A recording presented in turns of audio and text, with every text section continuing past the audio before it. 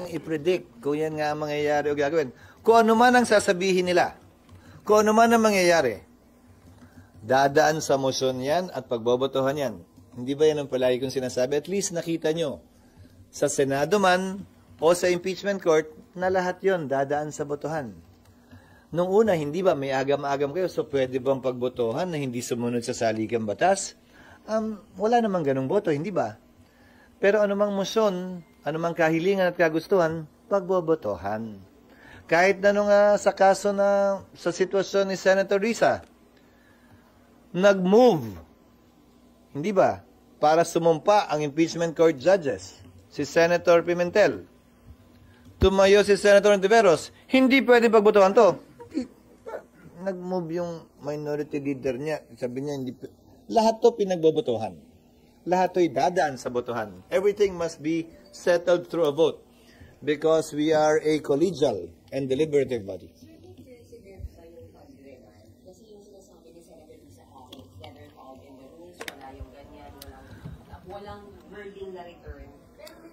Pang-apat na impeachment complaint lamang ito na natuloy sa Senado. Hindi ganun kayaman ang President's kaugnay nito. But Senator Ontiveros should remember that the impeachment court is sui generis. We are a class of its own. The impeachment court is a class of its own. Ika nga din ni Justice Ascuna, makabago man, kakaiba man, hindi bawal o illegal dahil sa kapangyarihan ng Senado to try and decide all impeachment cases. Na hindi ba nagawa pa noon, ibig sabihin bawal at mali. Di ko ano yung buhay ng mga primitibong tao, yung parang ng buhay natin ngayon dahil walang bagong pwedeng gawin o magawa. Ngayon kung sa pananaw at palagay niya ay illegal yan, ginagalang ko ang kanyang karapatan na questionin ito sa Korte Suprema. At anumang kautusan ng Korte Suprema bilang abogado, ako'y tatalima doon. Sir, yung bang naging result ng botohan kagabi, preview na ba yun ng posibleng maging botohan pagdating doon sa impeachment case? Hindi ako nakahandang sabihin yun.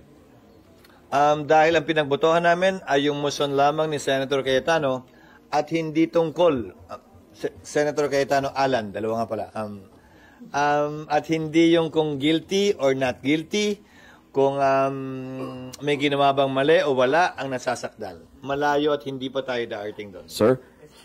Yung nasettle daw kagabi, hindi lang yung motion ni Senator Alan. Pero yung botohan sa Senate leadership in the 30th. Hindi ko rin nakikita yon dahil yung bumoto laban at pabor sa motion kahapon ay mega graduate at hindi naman naabot ng 20th Congress. So, tumawid sa magkabilang panig ng motion yon. So, hindi ko rin nakikitang hindi ko rin nakikitang sumasalamin yon sa magiging botohan sa pagpili ng Senate President. So, sa sitwasyon ngayon, nandun yung uncertainty kung magkakaroon pa ng impeachment? Ulitin ko, yung bulag, mas madaling makakita sa nagbubulag-bulagan. Nag-iso na kami ng summons, sinihintay namin kung may duda pa sa talinlangan. Wala na siguro ako masasabi para pawiin yung duda at pag-aalang-alang na yun. Kailangan na lamang niyang gawin ay intent. Sa lahat ng ingay, sa lahat ng panahon na ginugol, kaugnay sa isong ito, tumalima at ginawa naman namin kung ano yung sinabi namin gagawin namin. Na ang talaman ng ilang araw o ilang oras sa dulo, wala namang epektong masama sa magkabilang panig ng impeachment process na ito. Walang nasaktan, walang nabenepisyuhan.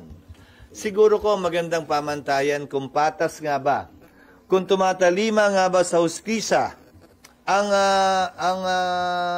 gawain ng isang korte, partikular ang impeachment court, ay kung ang magkabilang panig ay may rason para sumaya, may rason para malungkot. Hindi yung isang panig lang yung palaging masaya o malungkot.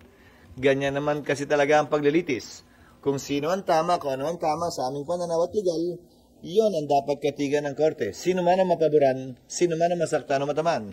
Someone was raising his... Yes, sir. Sir, susugan ko lang yun, sir. With the recent development sa impeachment trial, kayo as a presiding officer, masaya ba kayo doon sa naging resulta dito sa opening salvo na ito? Confident ba kayo na if ever questionin ito, yung legality nito ay tatayo at kayang panindigan ng impeachment court? Una, hindi ako masaya dahil hindi pala ako pwedeng mag-bathroom break dahil hindi pala pwedeng umupo ang pro tem. Wala nga palang pro tem sa impeachment court. Wag naman diaper, grabe ka naman. Pwede namang mag-suspend lang sandali. Hindi ako masaya o malungkot para sa akin. Nagawa namin yung aming trabaho ng matiwasay, maayos at susog sang-ayon sa proseso. Bagaman mataas ang emosyon, nalampasan pa rin namin yon. Tulad ng mga nagdaang mga issue na nalampasan din naman ng Senado na mataas din ang emosyon. Umaasa ko na magpapatuloy yon.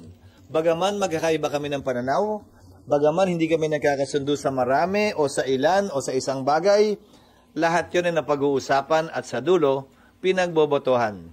Natuwa din ako dahil ginalang ng bawat miyembro ang posisyon ng kada miyembro din, bagaman kabaliktaran yun ng kanyang paniniwala mula sa dibdib niya at kaibuturan ng kanyang puso. Ginalang pa rin yan. Ika nga ni Voltaire, hindi ba? I may not agree with what you are saying, but I will always defend to the death. You're right to say it. SP, kasama kayo doon sa tatawid sa 20th Congress. Kapag tawid po dito, kabilang ba kayo doon sa magpupush talaga para i-prioritize itong pagdinig na ito ng impeachment trial? And then, mayroon ba tayong tinitingnan na timetable po pagdating dito? Thank you. Ang nasa isip ko, subject to the approval of the court, hindi ba kung maalala nyo sa pag-uusap natin nun, para magawa pa rin ng Senado ang kanyang trabaho, mas pipiliin ko kung ako lamang, saga ng akin, pero subject to confirmation by the court in the 20th Congress, na umagang impeachment trial mula alas 8, huwag na kayo magreklamo, sasabihin ko na nga, hanggang alas 2 o alas 3, para mas mahaba yung oras na magsama-sama tayo dito. Tapos, alas 3, sesyon ng Senado.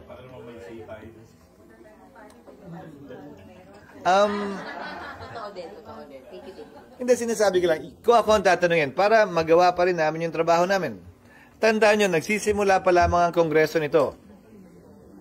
So, yung mga bill ay kailangan dinggin sa komite bago makarating sa plenaryo.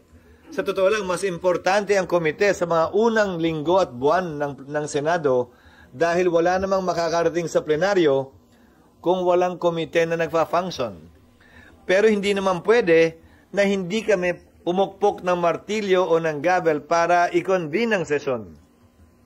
So sa hapon, habang nagsesesyon, i-authorize namin ng mga komite na magkaroon ng pagdinig para may ma-churn out, may mailabas ng mga resolusyon at panukalang batas ang mga komite na pwedeng pag-usapan sa plenaryo.